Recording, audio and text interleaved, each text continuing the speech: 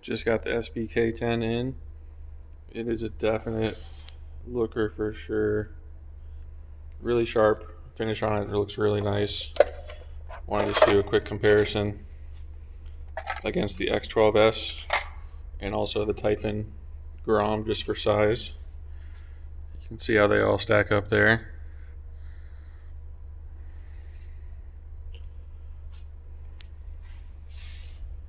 Very similar layout as the X12S, but everything larger. This has got, of course, the 28mm motor, which is standard in the metal version of the SBK, but this is the carbon, so it's got the larger 3650 motor. Larger speed controller. We got a motor or a fan on the speed controller and on the motor versus the X12 just has it on the speed controller. Suspension design looks very similar, just scaled up.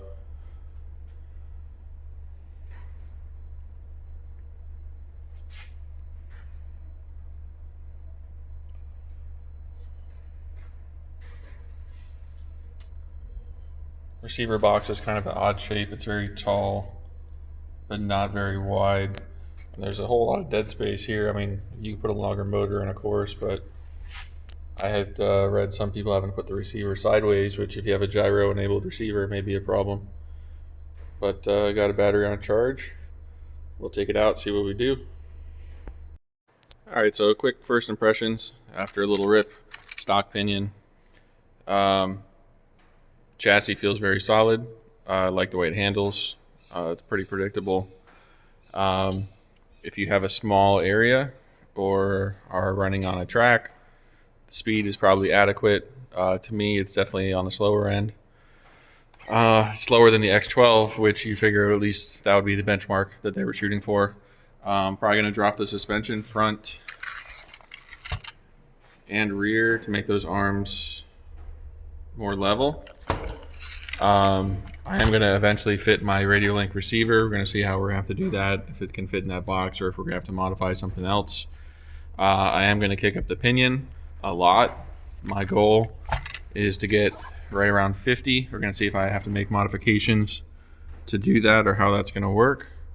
I estimate around a 40 tooth pinion, 40 or 41 is going to be needed. Whether that's going to require modifications to the mount or what's going to have to happen, we'll see. I do like that they give you lots of room if you want to put a longer motor in there. Absolutely not a problem. Just kind of move the power button. I don't like how the power wires come out of the ESC on this side. It's going to be scrubbing on the body over every bump. Maybe it's not a problem. Maybe long term it will be. Who knows? It would be nice if the power wires came out the back. I probably don't want them coming out the front because of the battery situation there, but have them come out the back there would have avoided that. It's plenty long, so.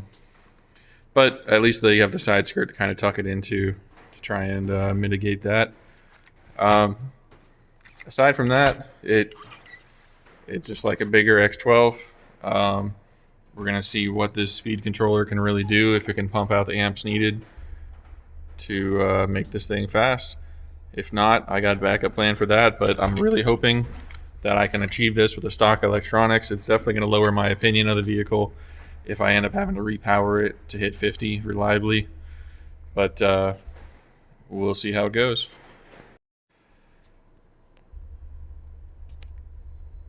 So for those wanting to increase the speed of their SBK, first thing you got to remove is this little gear cover. Sits right in there, very snug. One screw, 2mm head. Pop that out. Once I took the screw out, I just had to kind of pop the cover loose with a flathead screwdriver gently. There is a nice little slit in the motor mount to loosen the grub on the pinion. I'm going to go ahead and remove this skid with these, probably those 4 2mm screws right along the side of the body there, and that's going to give me a lot more room to work, make this an easier job, and then it's going to make adjusting the mesh easier too. I'll just be able to get in there a little bit easier. It's kind of tight back here. I could pull the receiver box out too, would give me some more room. Looks like it's probably those 2 screws there, maybe just one of those screws. We'll take a look and see. All right, so this is, I ended up having to take the motor out. I tried to loosen the grub screw on the pinion, which is actually a 1.5 millimeter, as these lower side guard screws were 1.5 millimeter head. I didn't like the way it felt, so I pulled the whole motor out, hit it with the heat gun for just a minute, and then it came right out, and sure enough, there was a pretty... if I can get that to focus or not, but there was a pretty copious amount of thread locker on that tiny little grub. That's the stock pinion. It's a 24 tooth. They give you a 27 tooth, which is roughly 10%. A little more than 10% faster. So if you're getting 29 on the stock pinion, like most people are, you know, you're only going to get 32, 33, maybe 34 if you got a unicorn. Not a huge improvement. So now I'm gonna see what pinion I can fit on here. All right, first bit of good news. That is the 38 tooth pinion on the completely stock unmodified mount. That is with mesh set as tight as it'll go. There is very little room to go bigger. I don't know if I can fit a 39 or not, but I definitely have enough room to set the mesh. I really don't like how the motor wobbles in there. That's not cool. But we'll get this mesh set up, we'll put it back together, and we'll go see what she does. Alright, we're ready to go out and do a speed test. Only thing that did not fit, the gear cover will not fit with the 38 tooth pinion. I don't know what the size limit is. I'm sure this fits with the speed pinion, the 27 tooth. Somewhere in between here and there, it stops fitting. Motor is obviously pushed out quite a bit further. Side cover still fits on there, no issue. There's nothing really holding these wires into the receiver box. They don't get pinched when you put this lid down. So definitely probably put a zip tie around them and this little fan wire to make sure we don't end up getting into the gears. That would not be good. Aside from that, everything looks good. I still got the same battery from my quick little test earlier. Let's see how she does.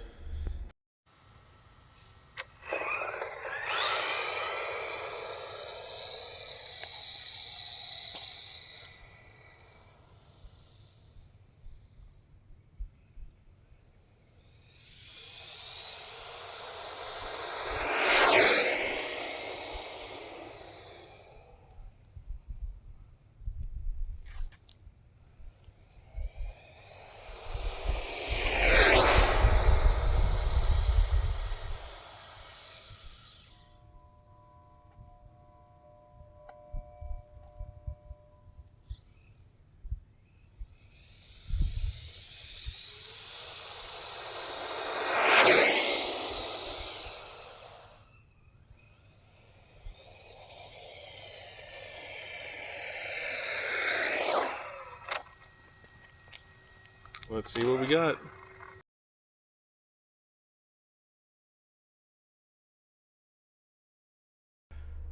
For right now, definitely earned its spot on my shelf next to its little brother. A lot of value for the money compared to what else is out there. Another thing, just wanted to nitpick on. My biggest gripe is probably going to be the receiver box and the battery situation. So their little 2200 that they supply with it, that's the same one I believe that comes with the Omni Terminator, same one that comes with the X12S, fits in this tray absolutely perfect. 2200 milliamp hour battery running a 3650 motor is not going to give you a great runtime. Maybe in the stock form with the 30 mile per hour gearing it will, but once we step things up, it's probably not going to last very long. You probably could stack two of them and run it in parallel with another strap around long ways to secure it. It looks like this strap is plenty long enough to do that. They do supply with the car this battery box, but this battery box is actually slightly skinnier than the stock one and not much longer. So this is just a hard case 3S LiPo. Can't really to do it here one-handed. It doesn't fit into the case. It fits right where the straps are, where it's just a little bit wider, but it won't fit in the rest of the case, despite there being loads of room in the actual chassis. This battery could fit widthwise and not overhang the side skirts at all, but the battery box they give us can't do that. And I don't know if they are wanting you to buy their battery or what. Maybe I just need to get a soft case, 3S, to fit in this tray. Lengthwise, it's fine.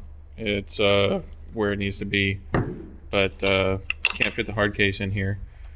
It does require moving the ESC, but from my understanding is they provide extra mounting holes here to scoot the ESC back and at a slight angle, and that gives the larger battery box room to sit there. I imagine we'll probably see somebody 3D print a slightly larger battery box to handle these standard, somewhat standard size hard case 3S. And I'd like to keep it with a single strap over the top. I don't know why they went to a 2-strap setup on this. If you can get it in there with some side guards, 1 strap over the top should be sufficient. So anyway, I've adjusted the suspension just that little bit. Of course, I got the battery out of it now, but I'm trying to get the arms sitting pretty much flat. I did crank them up just a little bit more in the back, so it's not dragging and bottoming out under hard acceleration. I think it's set up really well out of the box. Servo is great. Parts availability remains to be seen here with Rlaarlo. Tires feel really nice. I don't really like the weird pattern on them, but that's just aesthetics. Performance-wise, they seem to be very good so far. But we'll keep bashing, and I'll definitely post any updates, anything breaks, or any improvements. Thanks.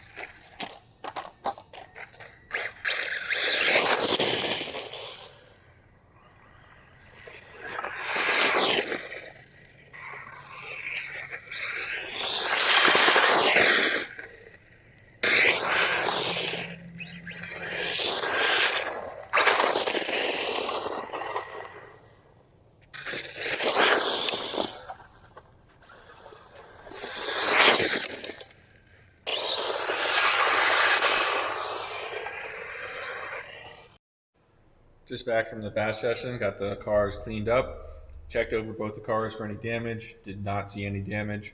They both held up reasonably well. Didn't have any huge crashes, but they both definitely had some tumbles, car wheels, and some bad landings.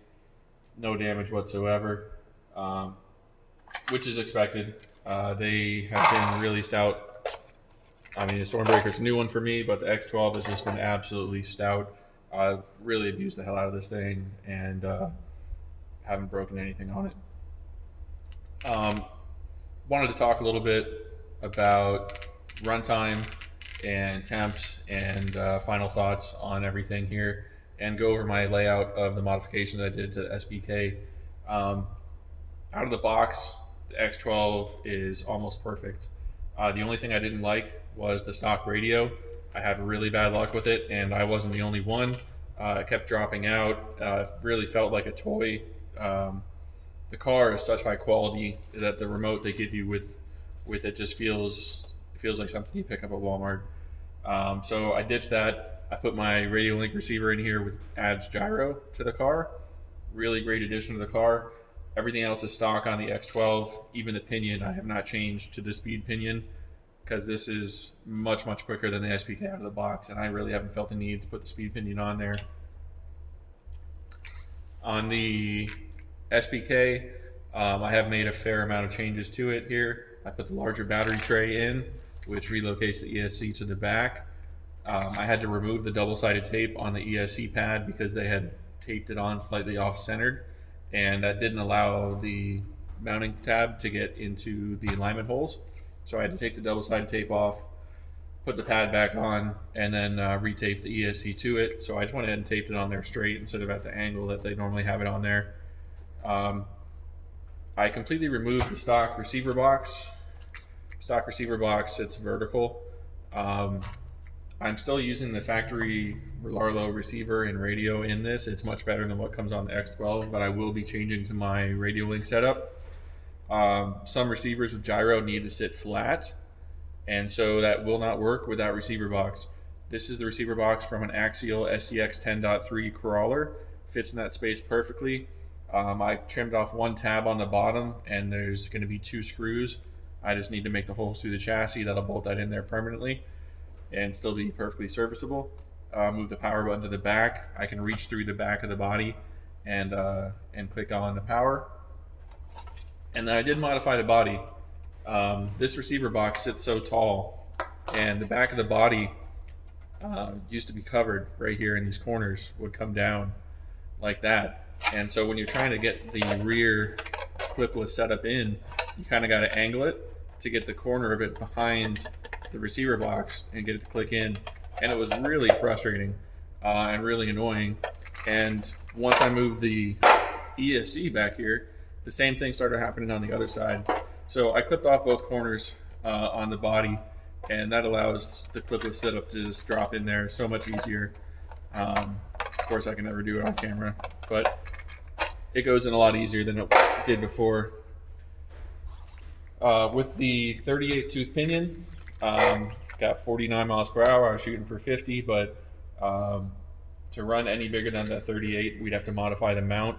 So I'm going to call it at with the 38 tooth pinion. It's good enough for me. Adjusted the suspension height just a little bit. Chassis handling is amazing. Tires are good.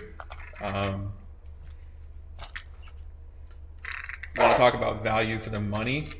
I think they're both a great value. I think they are definitely both a strong buy from me.